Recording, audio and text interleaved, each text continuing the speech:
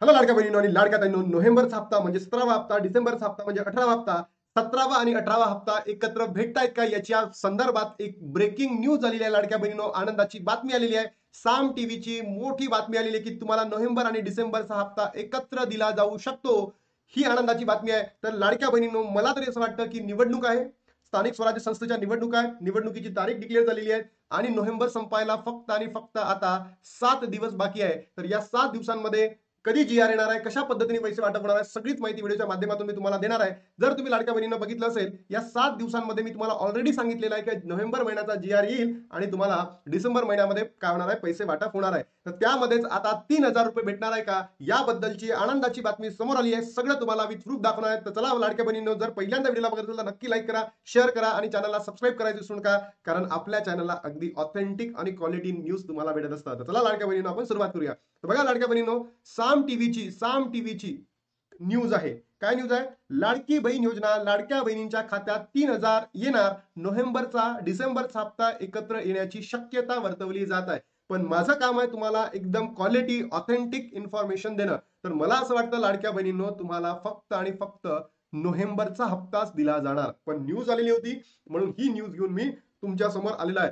तुम्हाला वेगळे पैसे भेटणार आहेत का? म्हणजे 1500 प्लस 1500, 17वा आणि 18वा हप्ता एकत्र भेटणार का? मला तरी पर्सनली वाटतं नाही म्हणजे नाही. मला असं वाटतं नाही म्हणजे नाही. मी तुम्हाला खोट्या होप्स देणार नाही, कारण की माझं काम काय तुम्ही बघितलं असेल, गेल्या अनेक महिन्यांपासून आपण व्हिडिओ बनवतोय, पण क्वालिटी आणि क्वांटिटीमध्ये विश्वास ठेवत नाही. फक्त आपण क्वालिटीमध्ये आणि ऑथेंटिक न्यूजवर इन्फॉर्मेशन ठेवतो. बघा लाडक्या बहिणींनो, एकत्र देण्याची शक्यता आहे म्हणते. Ladki Bahin Yojana November December instalment come together. Ladki Bahin योजनेत महिलांना नोव्हेंबर आणि डिसेंबरचा हप्ता एकत्र येण्याची शक्यता आहे. पुढच्या महिन्यात महिलांच्या खात्यामध्ये 3,000 रुपये जमा होऊ शकतात. मी तुम्हाला सांगितलं होतं 27, 28, 29 या 3 दिवसांमध्ये नोव्हेंबरचा जीआर येऊन 4, 5, 6 डिसेंबरमध्ये तुमच्या अकाउंटला पैसे जमा केले जाऊ शकतात. याबद्दल मी ऑलरेडी व्हिडिओ बनवलेला आहे, पण त्याच्यामध्ये साम टीव्हीची न्यूज आली म्हणून मी तुमच्यापर्यंत पोहोचवतोय. बघा लाडक्या बहिणींनो, लाडकी बहीण योजना महत्वाची बातमी.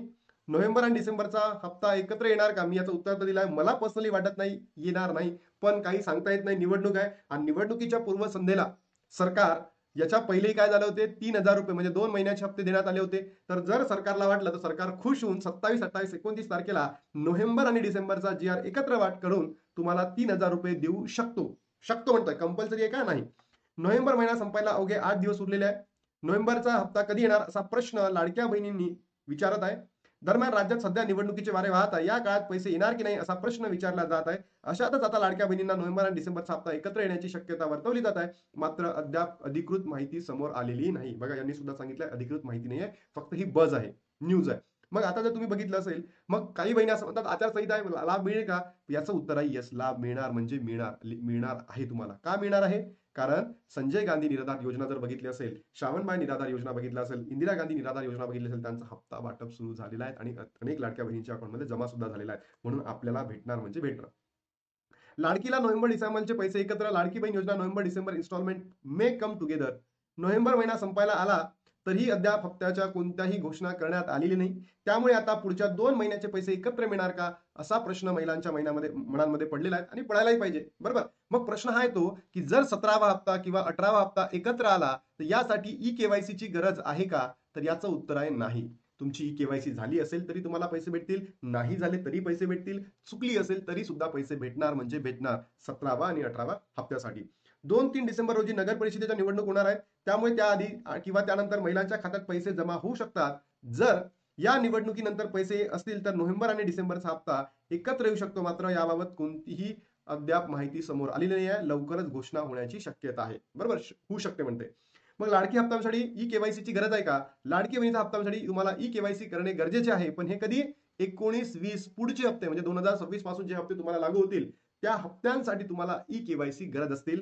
आता 17व्या आणि 18व्या हप्त्यासाठी नाही. तुमच्या केवायसीची मुदतवाढ करून देण्यात आली आहे. 31 डिसेंबर पर्यंत तुमची ई केवायसी करू शकतात. जर तुम्ही केवायसी केली नाही तर तुम्हाला नंतरचे 1,500 रुपये मिळणार नाहीत. म्हणून मला सांगायचं आहे, तुमच्यापैकी कोणत्या कोणत्या बहिणींची ई-के-वाय-सी कंप्लीट झाली आहे, नक्की कमेंट बॉक्समध्ये सांगा. तुमचे काही प्रश्न असतील ई-के-वाय-सीला धरून नक्की कमेंट बॉक्समध्ये विचारा. मी त्याचं उत्तर देण्याचा प्रयत्न करेल. त्याचबरोबर अशा कोणत्या बहिणी आहेत त्यांना असं वाटतं की ₹3000 सरकारने एकत्र द्यावे, कारण की आतापर्यंत निवडणुकीच्या पूर्वसंध्येला सरकारने काय केले होते, पैसे एकत्र आपल्याला वाटून दिलेले होते. तर असं तुमच्यापैकी किती बहिणींना वाटतं ₹3000 द्यावे, अशी आपण मागणी सरकारकडे करूया. तो मुद्दा नाही. आपण मागणी करून सरकार करत नाही, पण लाडक्या बहिणींना जर तुमचा सपोर्ट असला तर नक्की सरकार ते ऐकतं. 1 कोटीपेक्षा जास्त महिलांची ई-के-वाय-सी करणे बाकी आहे. यामध्ये ज्या महिलांचे पती वडील हयात नाही अशा महिलांचाही समावेश आहे. त्यांच्यासाठी आता नवीन के-वाय-सी प्रोसेस सुरू केलेली आहे. मी सगळंच तुम्हाला व्हिडिओमध्ये सांगितलेलं आहे. त्याचं प्रत्येक लिंक डिस्क्रिप्शन बॉक्समध्ये मी व्हिडिओ लिंक टाकतो. तुम्ही तिथून बघू शकता. ज्या बहिणींकडे पती नाही आहे, ज्या बहिणींकडे वडील नाही आहे, त्यांनी काय करायचं आहे, त्यांची हाफ के-वाय-सी कंप्लीट करायची आहे. हाफ के-वाय-सी म्हणजे त्यांची के-वाय-सी कंप्लीट करून त्याचा एक स्क्रीनशॉट घेऊन त्याचा फोटो काढून तुमचा आधार क्रमांक म्हणजे तुमच्या आधारची झेरॉक्स, त्याचबरोबर तुमच्या पतीचे जे डॉक्युमेंट्स आहेत, डेथ सर्टिफिकेट आहे किंवा डायव्होर्स सर्टिफिकेट आहे, वडिलांचं सुद्धा, असं घेऊन तुम्हाला अंगणवाडी सेविका किंवा जिल्ह्याच्या जिल्हा व महिला बाल विकास विभाग यांच्याकडे जाऊन ते जमा करायचं आणि तुमची काय होईल, हाफ के-वाय-सी डन होईल. आणि त्यांच्या माध्यमातून तुम्ही ऑफलाईनमध्ये अंगणवाडी सेविका आणि ठिकाणी जिल्हा व बाल विकास विभाग आहे यांच्याकडे जाऊन जेव्हा तुम्ही द्याल, तुम्ही तुमची पूर्ण के-वाय-सी कंप्लीट केली जाईल असं म्हणता येईल. पण ज्या बहिणींची आतापर्यंत ई-के-वाय-सी चुकलेली आहे, म्हणजे ज्या बहिणींनी वडिलांचा किंवा पतींचा आधार नंबर नसल्यामुळे आपल्या नातेवाईकांचा नंबर दिला, त्यांची चुकली असेल, त्या बहिणींनी सुद्धा सेम स्टेप करायची आहे. ही एक आधार क्रमांक, आधारची झेरॉक्स सोबत आपलं डिक्लेरेशन की बाबा मी चुकीच्या पद्धतीने ई-के-वाय-सी केली, मी या व्यक्तीचा आधार क्रमांक वापरला, हा माझा भाऊ होता, बहीण होती, आई होती, त्यांचं आधार कार्ड आणि वडील किंवा पती असेल तर त्यांचं जे सर्टिफिकेट आहे ते देऊन अंगणवाडी सेविका किंवा जिल्ह्याच्या महिला व बाल विकास विभाग यांच्याकडे तुम्ही जमा करण्यात यावी. ठीक आहे, ही तुम्हाला सांगतोय 100% असं करा. मग या 17 आणि 18व्या हप्त्यासाठी म्हणजे नोव्हेंबर आणि डिसेंबरच्या हप्त्यासाठी आपल्याला गरज असणार आहे का कशाची, ई-के-वाय-सीची? नाही, गरज नाही म्हणजे नाही. त्याच्यानंतर लाडक्या बहिणींनो, एक रत्नागिरी खबरदार नावाचं न्यूजपेपर आहे, यांनी सुद्धा एक महत्वाची अपडेट दिलेली आहे. ती काय बघा, लाडकी बहीण योजना, लाडकी बहीण योजनेचा गैरफायदा घेणाऱ्यांवर कारवाई होणार, पैसेही वसूल केले जाणार आहे. बघा, 22 तारखेची न्यूज आहे, कालची न्यूज आहे.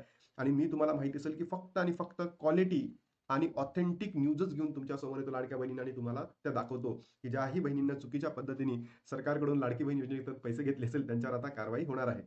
लाडकी बहीण योजना गैरफायदा घेणाऱ्या सरकारी अधिकारी कर्मचाऱ्यांवर होणार कारवाई असल्याची माहिती समोर आलेली आहे. ज्या अधिकारी कर्मचारी लाडक्या बहिणी चा फायदा घेत होता त्यांना शिस्तभंगाची कारवाई केली जाणार आहे. माझ्यापर्यंत अशीही इन्फॉर्मेशन आली आहे लाडक्या बहिणींनो की या बहिणींना जे पैसे दिलेले होते लाडकी बहीणमध्ये ते वापस घेणार आहे. यांचं जे पगारवाढ होणार होती ती सुद्धा थांबवली आहे आणि यांच्यावर सुद्धा कारवाई सुद्धा केली जाऊ शकते. अत्यंत महत्वाची अपडेट आहे. तुम्ही तुमच्या मित्र मैत्रिणीबरोबर बहिणींबरोबर शेअर करा.